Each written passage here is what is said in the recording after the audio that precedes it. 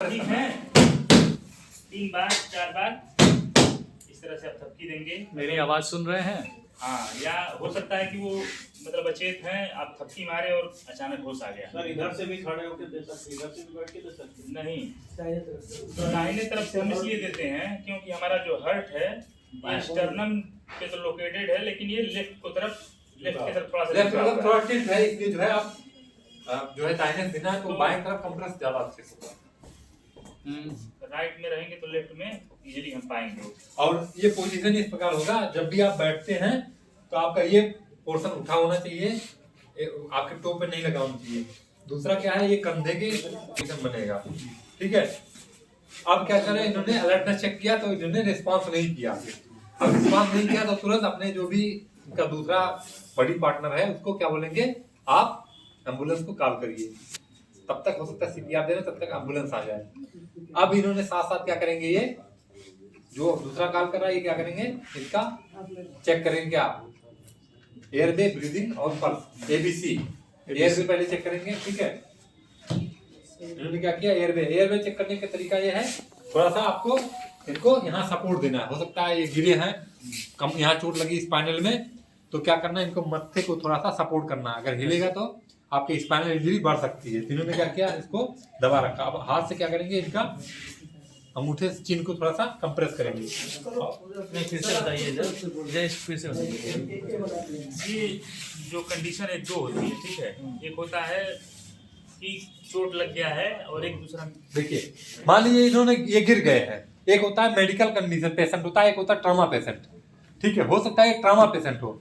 Trauma patient की condition में इनको एयरवे चेक करने का तरीका इस तरह से होगा। इनको क्या किया, इन्होंने यहाँ पे लगाया और इन्होंने यहाँ लगाया और इसको इनके हेड को इससे दबा कर रखना है इस तरीके से। ये देखिए इधर से इन्होंने क्या किया, ऐसे करना है इस तरह से, ठीक है। अब इन्होंने क्या किया, ऐसे किया और उसके बाद इसी उंगली से निकाल देंगे। अगर दिख रहा है कुछ एयरवे क्लियर नहीं है, कुछ फंसा हुआ है तो ऐसे निकाल देंगे। ये तब करना है जब ट्रॉमा पेशेंट है। हो सकता है स्पाइनल इंजरी हो, तो अगर हिलेगा तो ज्यादा खतरा है। अगर गर्दन हिलता है तो स्पाइनल इंजरी और ज्यादा खतरनाक होने की संभावना है। इसलिए ट्रॉमा पेशेंट बताइए, हाँ। कौन होते हैं ट्रॉमा पेशेंट? ये भी बात है।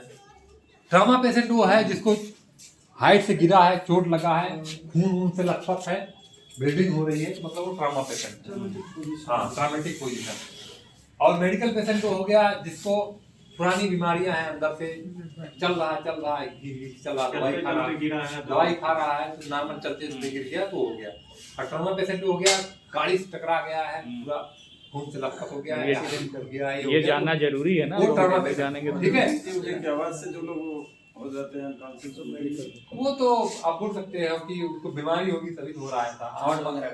आम भाषा में जैसे हम है, और ये ट्रिकी थोड़ा सा खोलना है और यहाँ इसको दबाना है और इसको आप इन्होंने क्या किया, हमने यहाँ हाथ रखा, इसको दबाया और इस उंगली से निकाल दिया। जब मेडिकल पेशेंट है तब ऐसी स्थिति में, ठीक है। ये थोड़ा सा क्या है, आपको स्पाइनल की समस्या नहीं है, ऐसी स्थिति में आप कर सकते हैं। ये हो गया आपका एयरवे क्लियर करने का तरीका। अब ब्रीदिंग चेक करने का तरीका, ब्रीदिंग अलग मेथड से।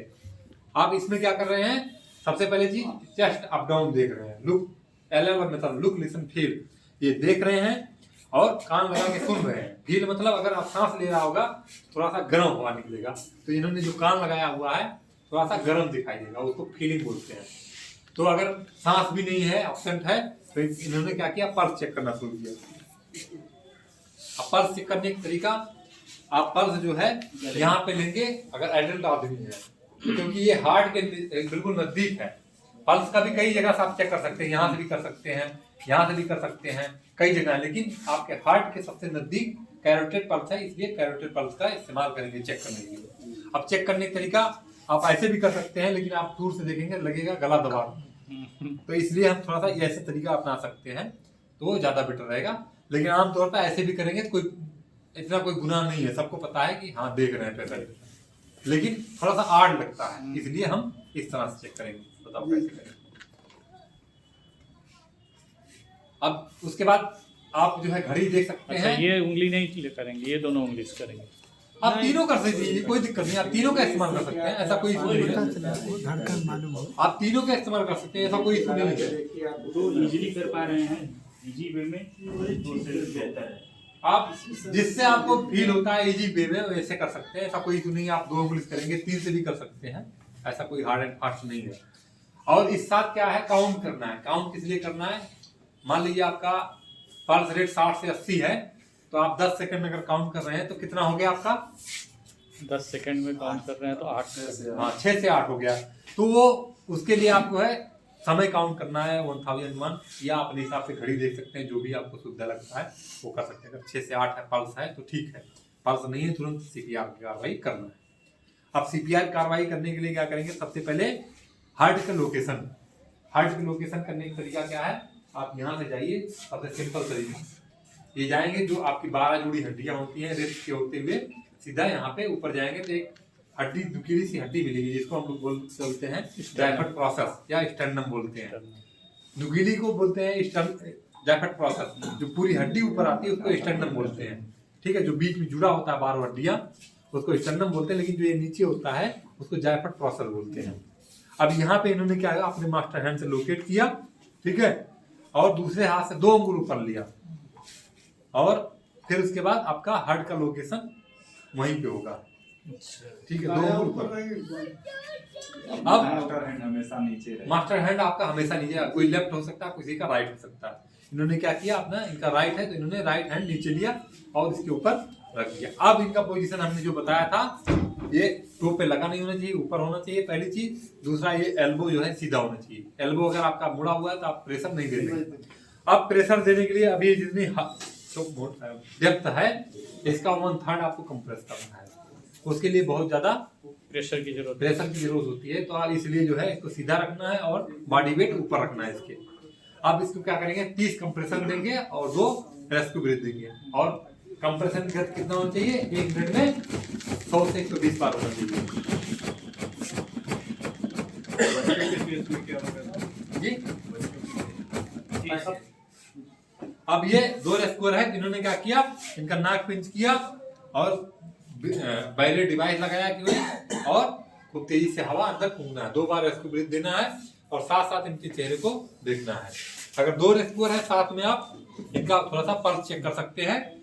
दूसरा कर सकता है, अगर आप सिंगल है तो आप खुद कर सकते हैं या आप जैसे लगता है, और साथ ही साथ इनके चेहरे को देखते रहना है। अगर कोई परिवर्तन आता है, चेहरे में लाइटिंग आती है, तो आप समझिए ये होश में आ रहे हैं, सीपीआर कार्रवाई लगातार देना है। तो आपने एम्बुलेंस को कॉल किया है, हो सकता है तब तक एम्बुलेंस भी आ जाए। ये पेपर न रहे तो रुमाल रख सकते हैं, हाँ रुमाल रख सकते हैं, या सीपीआर मास्क है उसका भी मास्क वो दिखा दीजिए, अगर कर देना है पूरा। ये इसका आकार ये ऐसा है कि नाक और मुंह को कवर कर लेगा। ये ऐसे रखेंगे, ये पूरा कवर कर लिया। अब इसके बाद पूरी हवा अपने अंदर भरेंगे, सांस 2 बार। अब बात आती है बैरियर डिवाइस इस्तेमाल हम क्यों कर रहे हैं, ठीक है। जैसे मान लीजिए हो सकता है इनको कोई